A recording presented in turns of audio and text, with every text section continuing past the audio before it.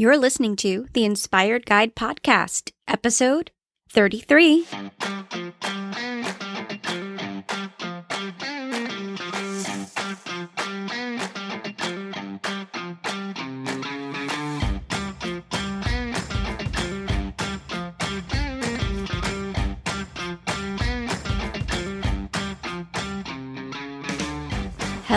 Hello, everybody. This is Darlene, and welcome back to the month-long rollout of brand new podcast episodes here on the Inspired Guide, the podcast that encourages you to stop dreaming and start doing. In this episode, I wanted to talk a little bit about inspired action, what you can expect a little bit further from the month-long rollout of episodes.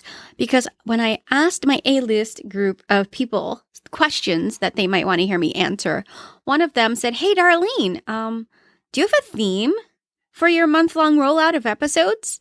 And I was like, well, not really. The theme is, let's commit to doing something for 30 days and see what happens. And so the underlying theme to all of the episodes, except for episode 2, where it was a Let's Get Reacquainted. So that was just kind of a mixed bag AMA episode.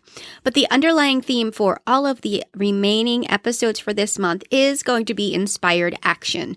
Person, place, or thing that inspired me to take a specific action, whether it was to start a podcast, to talk about podcasting, to teach you how to podcast and answer your burning podcast questions. Also, about our adoption journey, what inspired us to get started, some of the people that helped us along the way, and then just some people had asked me questions about how I keep boundaries, about my running journey. All of that has this underlying theme of inspired action, because for me, I'm definitely a jump in feet first kind of person.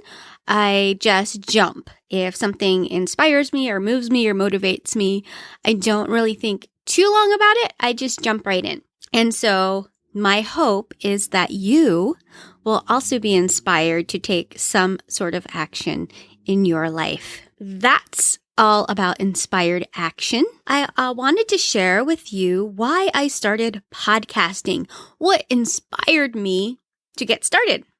Well, back in February 2008, I started my virtual assistant business, and I'm introverted and shy by nature. And so for the first several months, I was struggling with marketing, primarily with networking. I had gone to several local networking events, and while I was trying to get involved and start volunteering for these networking events, because for me that felt the most comfortable, I wasn't really doing what I needed to connect with people and learn about their business, and then share a little bit about what I do. And so I was struggling. So around May of that same year, I said, hey, what can I do? Why don't I? It'd be a great idea to just start a podcast. So with a PlayStation mic in hand, it was a USB mic. I plugged it in. It was a plug and play microphone. And I created my very first podcast. I didn't really know much about what I was doing. I had done a lot of video editing prior to that. So the audio editing programs came somewhat second nature to me. There was a little bit of a learning curve, but I just jumped in. Like I had just said, inspired action. The inspiration here was I needed help with marketing for my business. And so I did what I thought would be so-called easy for me. And so I jumped up in behind the microphone and started talking. And my first episode was actually titled, "What is a Virtual Assistant?" So very practical, considering what I was starting a podcast for. And eventually I started interviewing people. I interviewed a couple of my first-time clients, a couple of my business associates, and then the rest was history. In 2009, my podcast was nominated for a Best Business podcast award. I did not win, but it was awesome being nominated. And then again in 2010, the podcast was nominated in the same category for a podcast award. And again, I did not win, but it was awesome to be nominated.